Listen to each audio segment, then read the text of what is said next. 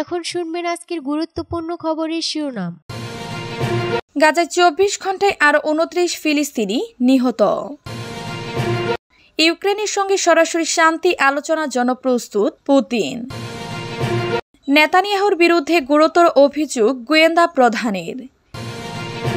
চীনে যাচ্ছেন ইরানের পররাষ্ট্রমন্ত্রী, পারমাণবিক আলোচনা ঘিরে কূটনৈতিক তৎপরতা। সুদানে আধা সামরিক বাহিনীর গোলাবর্ষণে নিহত অন্তত ৩০।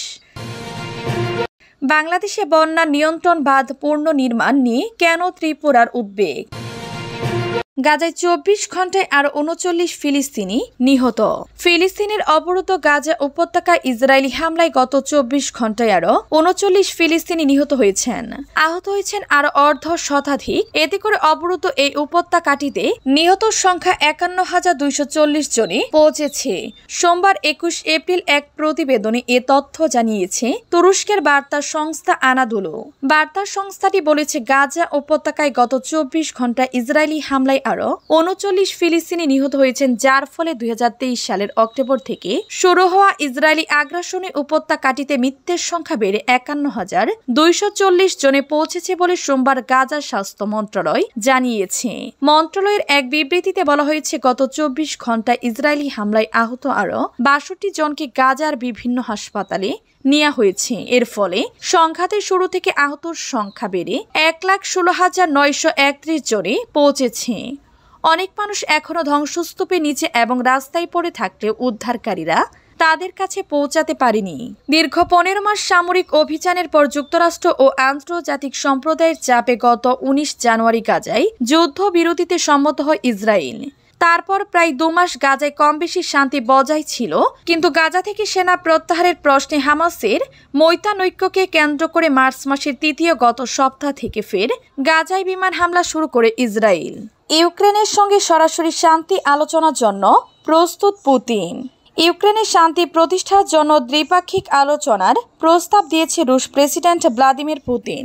তিনি বলেছেন, একদিনের ইস্টার যুদ্ধবিরতির পর তিনি আরও যুদ্ধবিরতির আলোচনার জন্য প্রস্তুত। পুতিন বলেছেন, শনিবার একতরফাভাবে ঘোষণা করা ৩০ ঘন্টার একতরফা যুদ্ধবিরতির পর যুদ্ধ আবার শুরু হয়েছে। উভয় পক্ষই একে অপরকে যুদ্ধবিরতি লঙ্ঘনের জন্য অভিযুক্ত করেছে। রুশ রাষ্ট্রীয় টিভির একজন প্রতিবেদককে পুতিন বলেন, মস্কো যে কোনো শান্তি উদ্যোগের জন্য উন্মুক্ত এবং কিয়েভের কাছ থেকেও একই প্রত্যাশা করে। পুতিন বলেন, আমাদের সর্বদা যুদ্ধবিরতির প্রতি ইতিবাচক মনোভাব রয়েছে, যে কারণে আমরা এ ধরনের উদ্যোগ নিয়ে এসেছি। বেসামরিক লক্ষ্যবস্তুতে জেলেনস্কির প্রস্তাবিত ৩০ দিনের যুদ্ধবিরতির সম্পর্কে জানতে চাইলে তিনি বলেন, এটি সাবধানতার সঙ্গে বিবেচনার বিষয়। সম্ভবত দ্বিপাক্ষিকভাবেও আমরা এটিকে উড়িয়ে দিচ্ছি না। নেতানিয়াহুর বিরুদ্ধে গুরুতর অভিযোগ গোয়েন্দা প্রধানের। ইসরায়েলের অভ্যন্তরীণ নিরাপত্তা ও গোয়েন্দা সংস্থার প্রধান, যাকে বরখাস্ত করার চেষ্টা করেছে সরকার, তিনি সোমবার প্রধানমন্ত্রী বেনিয়ামিন নেতানিয়াহুর বিরুদ্ধে তার প্রতি ব্যক্তিগত আনুগত্য চাওয়ার এবং সরকার বিরোধী বিক্ষোভকারীদের উপর নজরদারি নির্দেশ দেওয়ার অভিযোগ তুলেছেন। সর্বোচ্চ আদালতে দেয়া এক শপথপত্রে এসব অভিযোগ তুলেন রুনেরবার, যাকে গত মাসে সরকার বরখাস্তের ঘোষণা দেওয়ার পর দেশ জুড়ে ব্যাপক প্রতিবাদের সূচনা হয়। এই আইনগত ও রাজনৈতিক সংঘাত নেতানিয়াহু বনাম রুনেরবারের লড়াইয়ে পরিণত হয়েছে। গোয়েন্দা সংস্থা শিন বেটের প্রধানকে বরখাস্তের নজিরবিহীন এই উদ্যোগের বিরোধিতা করেছেন অ্যাটর্নি জেনারেল ও বিরোধী দল, যারা এটিকে কর্তৃত্ববাদী মনোভাবের ইঙ্গিত হিসেবে দেখছেন। ৮ এপ্রিল দীর্ঘ শুনানির পর সুপ্রিম কোর্ট সরকার ও অ্যাটর্নি জেনারেলকে বিষয়টি নিয়ে সমঝোতায় পৌঁছাতে বলেন এবং ইহুদি ধর্মীয় উৎসব পাসওভারের ছুটির পর পর্যন্ত সময় দেন। এই ছুটি সদ্য শেষ হয়েছে। ইসরায়েলি সংবাদ মাধ্যম জানিয়েছে, রুনেরবার শীঘ্রই পদত্যাগ করতে পারেন। আদালতে সোমবার দাখিল করা শপথপত্রে তিনি নেতানিয়াহুর বিরুদ্ধে একাধিক অভিযোগ আনেন, যার মধ্যে রয়েছে তার প্রতি ব্যক্তিগত আনুগত্য চাওয়া। শপথপত্রে রুনেরবার লিখেছেন, এটি স্পষ্ট ছিল, কোনো সাংবিধানিক সংকটের ক্ষেত্রে আমাকে সুপ্রিম কোর্টের নয়, নেতানিয়াহুর আদেশ পালন করতে হবে। চীনে যাচ্ছেন ইরানের পররাষ্ট্রমন্ত্রী, পারমাণবিক আলোচনা ঘিরে কূটনৈতিক তৎপরতা। মঙ্গলবার চীনে সরাসরি সফরে যাচ্ছেন ইরানের পররাষ্ট্রমন্ত্রী আব্বাস আরাগচি। ইরান ও যুক্তরাষ্ট্রের মধ্যকার তৃতীয় দফার পারমাণবিক আলোচনার আগে মঙ্গলবার তার এই সফর অনুষ্ঠিত হবে বলে জানিয়েছে দেশটির পররাষ্ট্র মন্ত্রণালয়। সোমবার এক সাপ্তাহিক সংবাদ সম্মেলনে ইরানি পররাষ্ট্র মন্ত্রণালয়ের মুখপাত্র ইসমাইল বাকাই এই সফরের ঘোষণা দেন। তিনি জানান, আরাকচি এর আগেও গত ডিসেম্বরে চীন সফর করেছিলেন। তবে চীনের পররাষ্ট্র মন্ত্রণালয় এখনও এই সফরের আনুষ্ঠানিকভাবে নিশ্চিত করেনি। তারা শুধু জানিয়েছে চীন ও ইরানের মধ্যে বিভিন্ন পর্যায় এবং বিভিন্ন খাতে নিয়মিত যোগাযোগ ও আদান প্রদান হয়ে থাকে। 2015 সালে স্বাক্ষরিত পারমাণবিক চুক্তি, যেটি পরবর্তীতে বাতিল হয়ে যায়, সেই চুক্তির অন্যতম স্বাক্ষরকারী ছিল চীন। Joint comprehensive plan of action নামে পরিচিত ওই চুক্তিতে যুক্তরাষ্ট্র, ব্রিটেন, ফ্রান্স, রাশিয়া, চীন, জার্মানি ও ইউরোপীয় ইউনিয়ন সই করেছিল।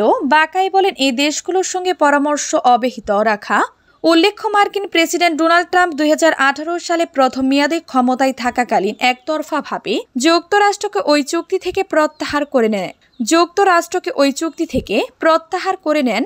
এর এক বছর পর ইরানও চুক্তির শর্ত ভঙ্গ করে নিজস্ব পরমাণু কর্মসূচি এগিয়ে নেয়। সুদানে আধা সামরিক বাহিনীর গোলাবর্ষণে নিহত অন্তত 30। সুদানের পশ্চিম অঞ্চলীয় দারফুর অঞ্চলে অবরুদ্ধ শহর এল ফাশেরি আধা সামরিক বাহিনীর গোলাবর্ষণে রবিবার 30 জনের বেশি বেসামরিক মানুষ নিহত এবং আরও অনেকে আহত হয়েছে। স্থানীয় অধিকার কর্মীদের বরাদ্দে এএফপি সোমবার এক প্রতিবেদনে এ তথ্য জানিয়েছে। স্থানীয় প্রতিরোধ কমিটি এদিন জানায়, হামলায় ভারী গোলাবর্ষণ করা হয় এবং তা মূলত শহরের আবাসিক এলাকাগুলিকে লক্ষ্য করে চালানো হয়। এই কমিটি সুদানের বিভিন্ন স্থানে স্বেচ্ছাসেবীদের মাধ্যমে ত্রাণ সহায়তা সমন্বয় করে থাকে। 2023 সালের এপ্রিল থেকে সুদানের সেনাবাহিনী ও আধা সামরিক র্যাপিড সাপোর্ট ফোর্সেসের RSF এর মধ্যে চলমান যুদ্ধে কয়েক হাজার মানুষ প্রাণ হারিয়েছে, 1,30,00,000 মানুষ গৃহচ্যুত হয়েছে এবং জাতিসংঘ এটিকে বিশ্বের সবচেয়ে ভয়াবহ মানবিক সংকট হিসেবে আখ্যায়িত করেছে। উত্তর দারফুরের রাজধানী এল ফাশের এখনও দারফুর অঞ্চলের একমাত্র বড় শহর, যেটি RSF এখনও দখল করতে পারেনি। গত সপ্তাহে RSF শহরটি ও পাশের দুটি বাস্তুচ্যুত শিবির জমজম ও আবু শুকেফের হামলা চালায়। জাতিসংঘের তথ্য অনুযায়ী এতে 4 শতাধিক মানুষ নিহত এবং প্রায় 4 লাখ মানুষ বাস্তুচ্যুত হয়। রক্তক্ষয়ী স্থল লড়াইয়ের মাধ্যমে RFS বাংলাদেশে বন্যা নিয়ন্ত্রণ বাঁধ পুনর্নির্মাণ নিয়ে কেন ত্রিপুরার উদ্বেগ? বর্ষা মৌসুম শুরুর ঠিক আগে উত্তর পূর্ব ভারতের ত্রিপুরা রাজ্যের সীমান্তবর্তী জেলাগুলোর জনপ্রতিনিধিরা বাংলাদেশের অংশে অপেক্ষাকৃত বড় বাঁধের পুনর্নির্মাণ হচ্ছে বলে মুখ্যমন্ত্রী মানিক শাহকে জানিয়েছিলেন।